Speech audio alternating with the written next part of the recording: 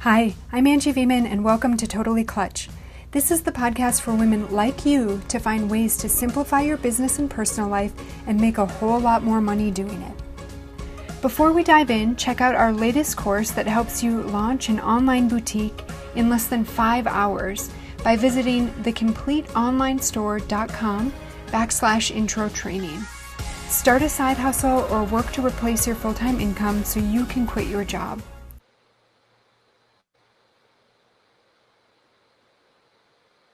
All right, welcome.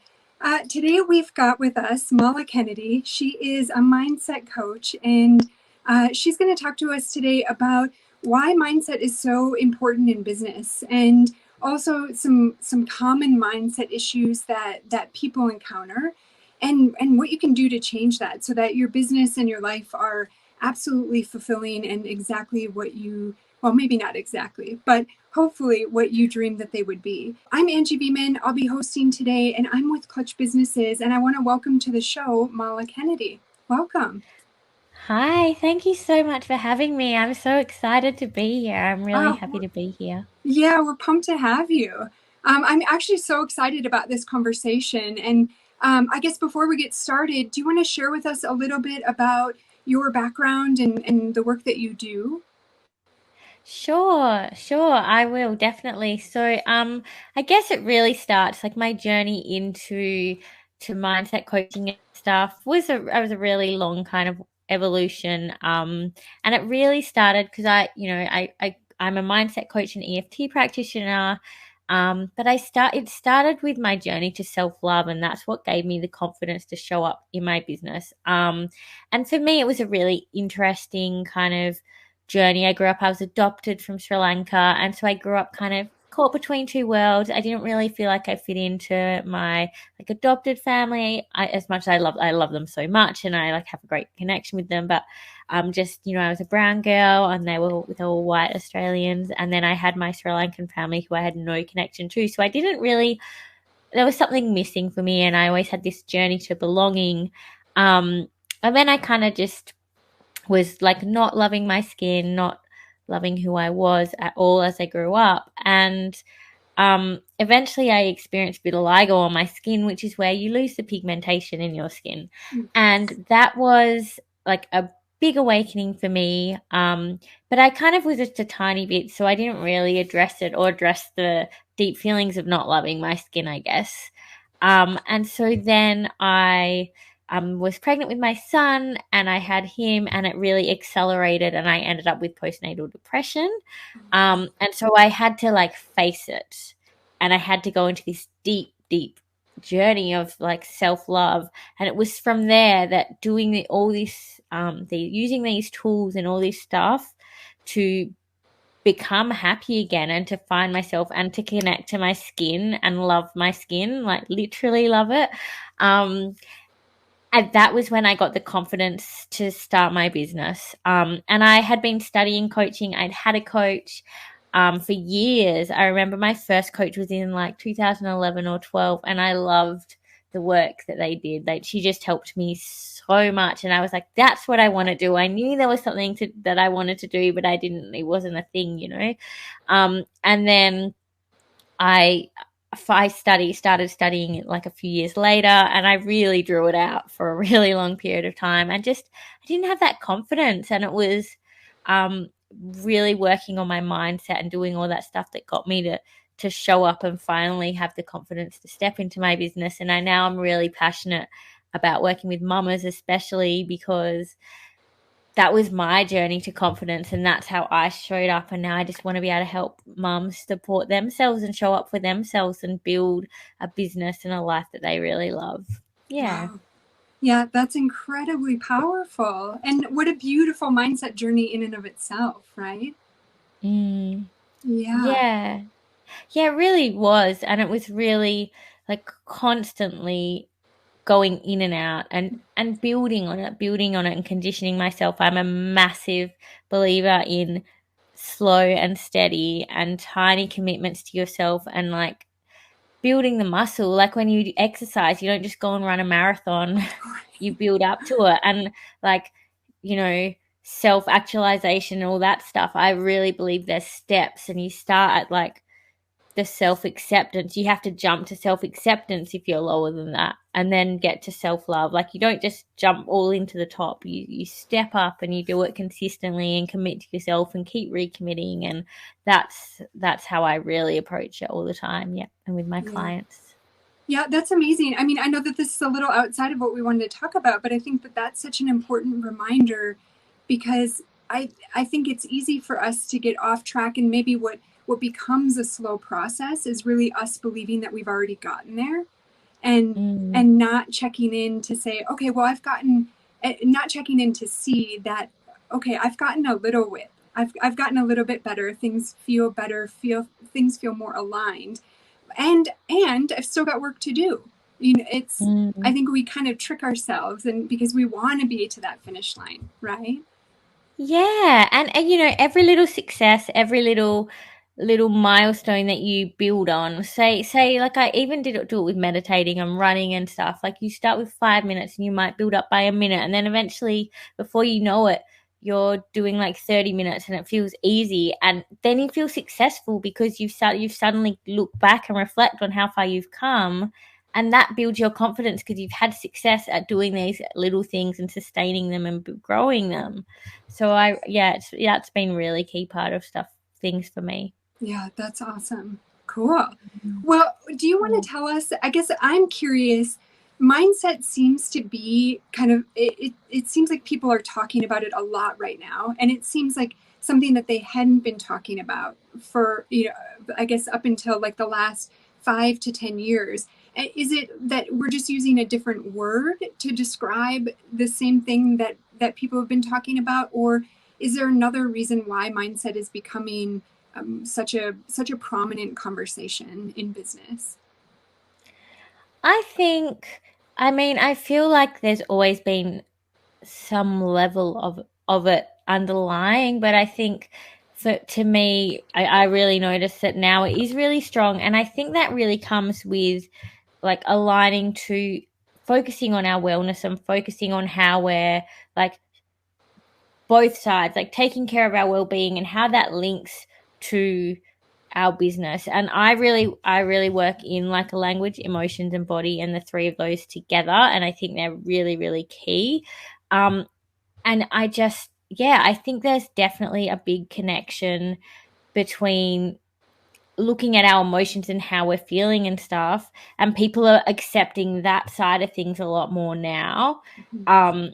In business, like, to have well-being things at work or in corporate and that kind of thing is like a really recent evolution. And so as that's opened up, I think the mindset things become more accepted and more allowed into the space and more present. So I personally believe there's definitely a real connection between those two things, if Mm-hmm. that makes sense. Yeah, totally.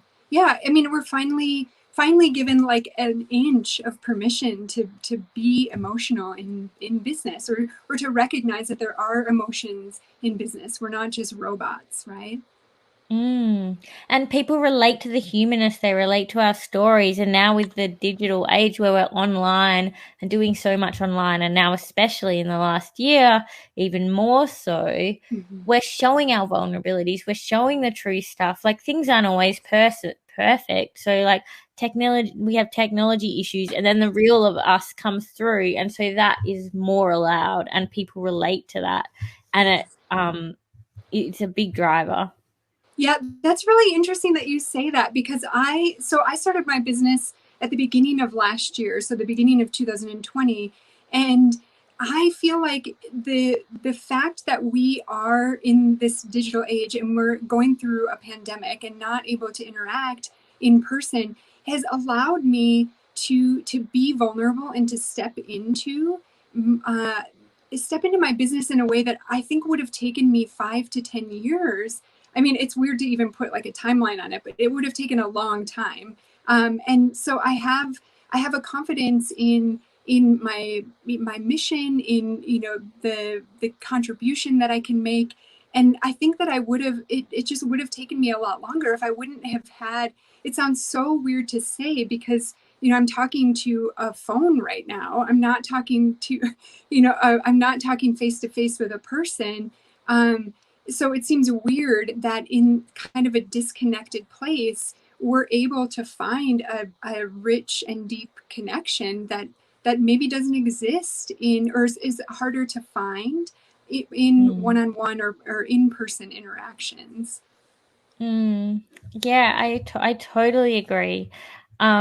And that connection thing, like I almost have never felt so connected, really. And Yeah. I know that, like, for me, the sense of belonging. Everyone wants to belong. Everyone wants that connection. And Mhm. like, if you think about the corporate way of things, that was so professional and stiff and rigid and like separate. Um, it doesn't evoke that sense of belonging and that sense of connection, and Mhm. that's what people crave, and especially now people need it so much. So looking for the relatability and the stories that are just like them, people just like each other, so we can be Mhm. together. It is the future. Yeah, that's awesome. That's great. Okay, so now we're given permission to acknowledge the emotion in business and in our careers.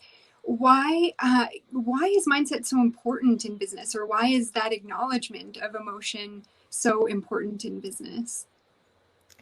I feel it really is 90, like, most of our success comes from our mindset. I mean, I love systems and I love strategies and all those things are really amazing and beneficial and supportive. But if we don't have the belief in ourselves that we can show up, we're not Mhm. going to show up, and that's where procrastination comes in. I used to be the biggest procrastinator. I was so shocking. It was but it was because of the doubt I had in Mhm. myself. And so that procrastination, playing small, not getting out of our comfort zone, we need our strong mindset to do that, to connect, to talk to new people, to go on podcasts, to do all the different things that we're doing. you know it is not necessarily comfortable. Yeah. So I think mindset is so crucial. It's so um pivotal. And you hear people who don't have a lot of systems and structure, but they have a really strong mindset, and they just know that they can do it, and they do Mhm. it. And that's I really believe in that. Yeah. Yeah, I mean, some of the most amazing businesses. I mean, I hate to say this in some ways because it's, the business that I'm committed to, that I'm dedicated to systems and processes, but I think a lot of businesses have been so crazy successful because they haven't focused on that. And they've only Mm. focused on, I know I've got something awesome to give. I know that I can give it, and off we go, and we'll fix everything in a little while when it all starts to unravel. But for right now, this is working, so I'm just going to keep going. Yeah, and Yeah. you're gonna get a lot of no's in business. There's not always gonna be yeses and agreements and things going your way. So the people with the really strong mindsets just keep going. They keep showing up, and the no's don't stop them. Like, Mhm. if I don't know if you've heard, like, people say go for no's a lot in MLM, and I'm not in MLM, but it's the mindset there. It's just showing up Mhm. consistently and keep just knowing what they can do and not letting anything stop that. It's just keep going, keep going, keep going. And I think persistence and determination are everything. Mhm. And if you keep going and you are persistent and you are determined, you will succeed. Yeah. It's inevitable. Your success is inevitable Mhm. if you keep going and you don't quit. Yeah. Yeah. So, what are some common ways that people prevent themselves from going, from continuing on, or I guess some common mindset challenges that people have? Oh, you know, language, the self-talk thing is a huge Mm. one. Just um the things that we say to ourselves. Like, I used to always say I wasn't good enough and doubt myself and say I could never do that. Um and they can be sly. It can be sneaky little things like, oh, look at that person running. They're so silly. Like, like making a dig at someone because you doubt yourself. And that is implanted in our subconscious. And our subconscious mind is so powerful. We spend 95% of our time there. And I think there was a study recently with our thoughts. We have about 6,200 thoughts a day, which Wow. is staggering. Mm-hmm. And our thoughts, so what we're saying to us, our thoughts really, really matter. Um, our language is a predisposition for action. That's my mentor, Alan, used to always tell me this. And it really is what we speak, we do create. And it's not just in the like manifesting way. It's really in our nervous system that we're carrying this. So our language is linked to our emotions, which is linked to our body. So if we're saying to ourselves, oh, I'm not good enough, I could never be good enough to start a business, and we say that often enough, it's going to become a belief.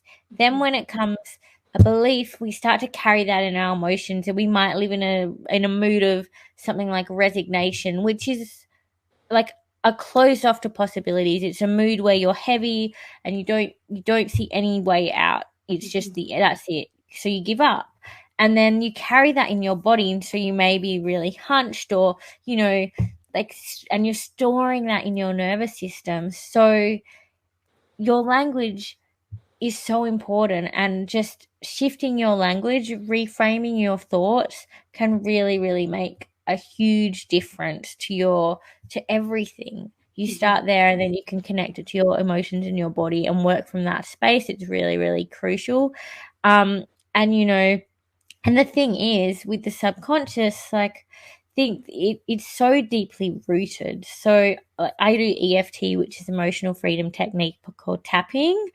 Um, and that's like a mind body tool, and it clears emotional physical blocks with the meridian points, just by tapping like this on different meridian points. Um, I don't know if you've used it before. I have actually, yeah. And I actually used to be a Thai massage therapist, so I've worked a lot with the meridians in a different way. Yeah. But yeah, I've done EFT actually only one time, but it was really powerful. Oh yeah, it's Yeah. it's massively powerful. And um I actually have a really cool, I think it's a really cool story about how EFT and changing my subconscious, like, really changed things in my life. And a quick like rundown of that for those who don't know about EFT and how this works, if you don't mind. But Yeah. yeah, so we have our emotions and our past experiences, and when, like, first of all, we have our flight, freeze response, and so that's was great for primitive man when there were lions and tigers around and all that kind of thing. But we automatically trigger that all the time, like constantly. Whenever something happens that's a stressor, we trigger it. So it can be really detrimental. And then we can have these experiences every time we have one of these experiences where our heart rate goes up and adrenaline starts to pump and all that kind of thing. Um, we're creating this kind of event that it could be traumatic or a negative kind of event that stores in our subconscious. And then if you like imagine kind of a filing cabinet, I like to use the filing cabinet analogy because it just visual for me. But you have all these pieces of paper in it, um, and they're like our emotions and our experiences and stuff. And so if we do have these and we don't clear them out somehow, you can get really stagnant and stuck. So we eat and we drink, and we release it. But with these emotions and experiences, we can stuff them all down, and then we can put another one on top, another one on top, and just stack it on up, and we don't release it, and it just gets really stuck and just stagnant and gross and like painful for us. And Mhm. so with this filing cabinet, this is how tapping works. It will work on the pieces of paper, and it will release a piece of paper, and then it may reveal something else that you can work on, or it will clear it, and it will be great. But there's always more. So there's always good. It will open up a new insight or a new possibility once you clear this. And I had this experience. So I I always I was wrongly told that we just had one that was our biological response: fight, flight, or freeze. And then my mentor in tapping advised me, no, you should go between the two. Sometimes you might fight, sometimes you might run, sometimes you might freeze. It's like, oh, that's weird. Well, because I always freeze. And I remember freezing, like my baby would choke and my partner would be there and I'd freeze. And one Yeah. time I was in California and I was on this jetty and there was massive seagulls and one like flew over my head and like I knew what was going to happen and I froze and it just like dropped one on me. I was with this guy friend of mine, and so I had this freeze response, and I thought, okay, that must just be my response. Then I remembered being mugged by a woman, and I'd chased her. So years before, but I kind of had put that aside and thought, oh no, I just freeze all the time. And my mentor and I, we had a one tapping session, and we tapped on it for an hour. And what had came up was that I had this trauma with men, which had caused me to freeze in situations where a man was present. Oh, So we tapped on it. interesting. So we tapped on it for an hour, and then obviously to like shift it and released it, and I didn't know what was going to happen. And obviously I didn't want my baby to like choke on her food or anything, because that's obviously I didn't want that to happen. It's terrible, but I didn't know what would happen. And then about 2 weeks later, I was home and my partner was there and she choked on her food and I jumped right in. And I'd Wow. never done that. Like it was a completely different reaction. Yeah. So it's just the subconscious, changing that, working on that stuff can be so powerful for mindset. It can really change things and really shift things and open you up to new ways of being and new possibilities. So yeah. Wow. That's incredible. And such amazing insight, right? I mean, we're not fixed. We're changeable.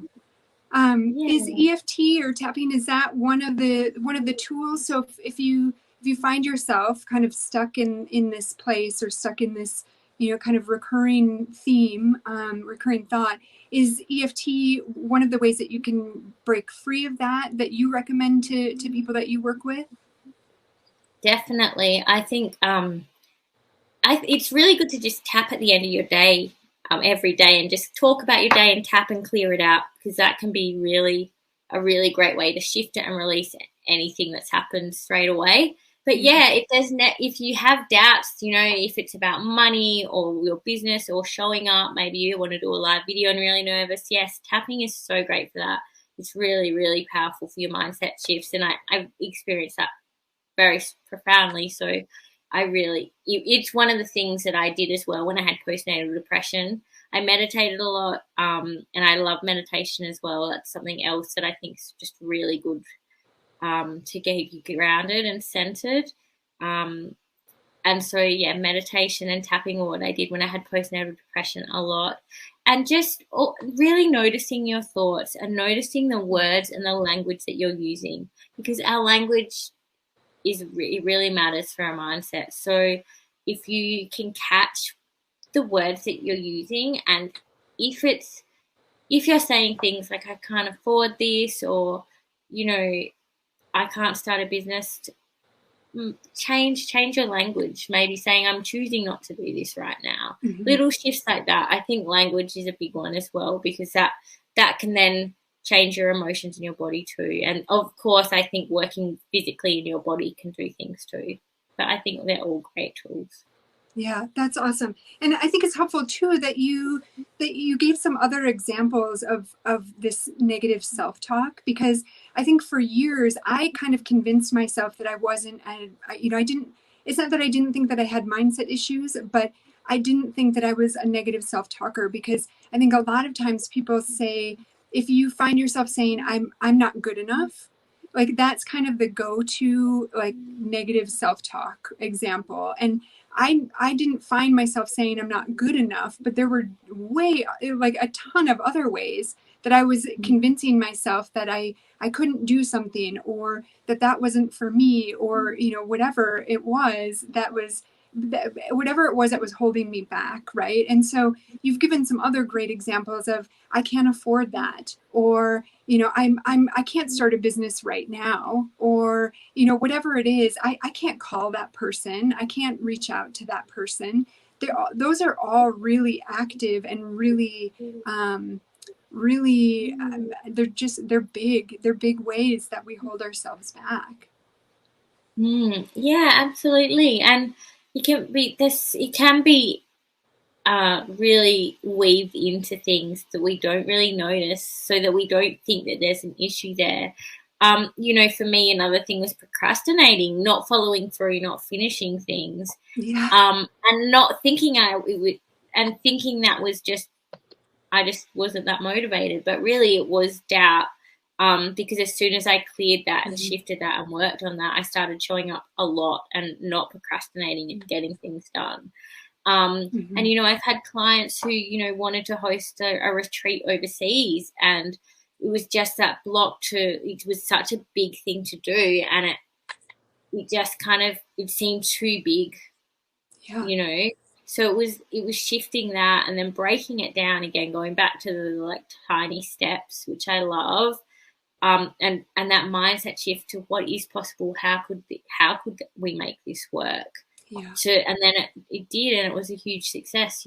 So I think it's not just the I'm not good enough thing. That's just one example. It can come in so many forms, in so Mm-hmm. many sneaky ways.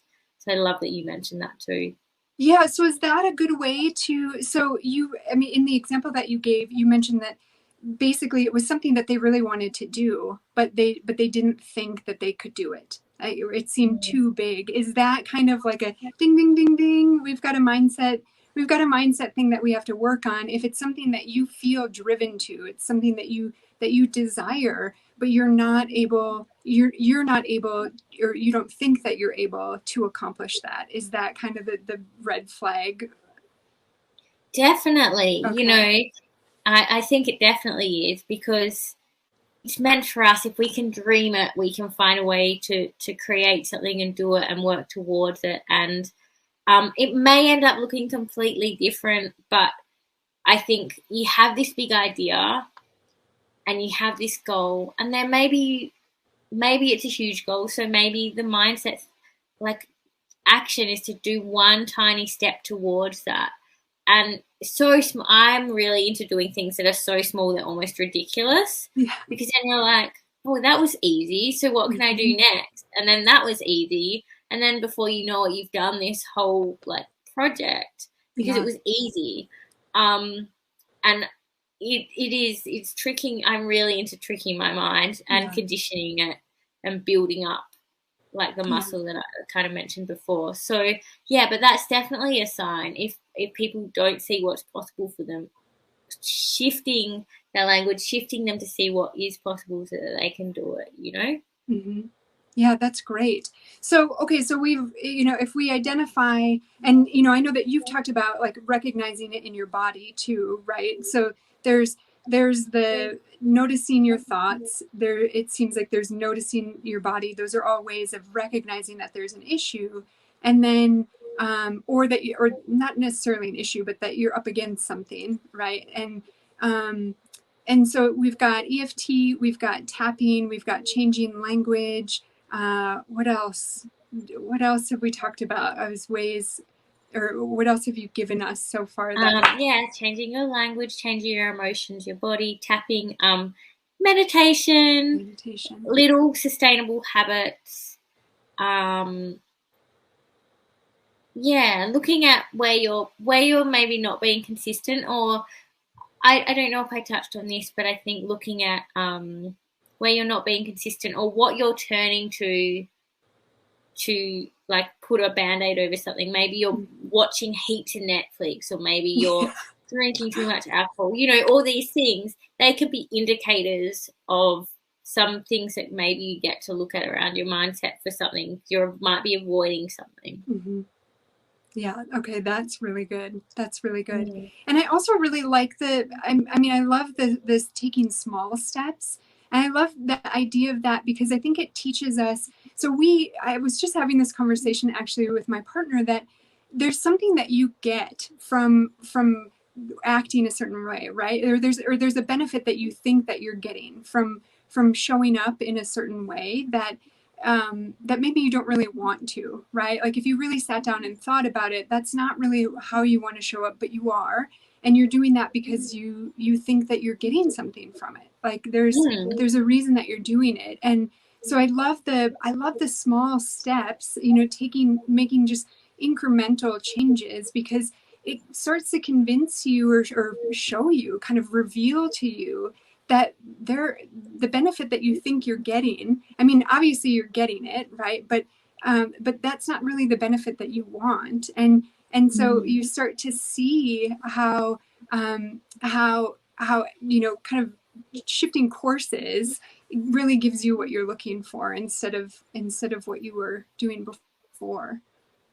Totally. I love that because, there is a payoff. There's something that it's Mm-hmm. some way that this thing is like protecting you, keeping you safe, and like you want that payoff. So Totally. yeah, I totally agree. That's yeah, amazing. Yeah.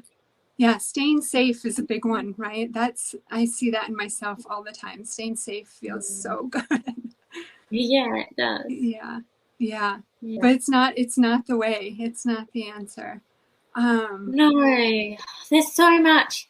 It feels good. It feels safe. It feels comfortable. Then when you start taking those little leaps and those little risks, and it can feel scary and stuff, but there's so much reward on the other side, and it's so much better than that payoff, yeah. in my opinion. Yeah. Yeah. True, true, true. I love this. Yeah, This is so helpful. yeah. Um, is there anything, so, I think this is obviously everything that you've given us, everything that you've shared today is so beneficial for really anybody listening, right? Like could show up in business, this could show up in your career, this could show up in your personal life, in your, like, every interaction that exists with Mm. yourself and with others. This is always there, right? And with so many people starting businesses and or wanting to and that kind of thing, it's it's so interlinked. It's not separate. The work that I do Yes. really does apply to business and your personal life, and nowadays in the online space it's not separate. It's an Right. extension of you. So your business is an extension of you, and yeah, it's just so connected. Yeah. Yeah. That's great. Well, I guess along those lines, how can people find you if they're interested in finding out more about what you do, or they're interested in working with you? Yeah, so I'm on Instagram. My Instagram is Mindset for Women, and then I have actually created this really amazing habits builder for women. Oh yeah, it's for everyone, but it's a habits builder that helps you build those incremental habits up, and you can get that. I've had issues with my website Yeah. marlaloves.co, so it's in a rebuild. There's been all these things, but the habits builder is on my like temporary website, which is marlaloves.com.au, Okay. and then it's right up the top there. But it will be made. It's easy to get Okay. connected So the to. one And then I've I got up on the screen, they'll get an option to redirect to that site. Is that yeah, it does okay? have a Okay. redirect, and that one will be live Okay. hopefully this week. Good.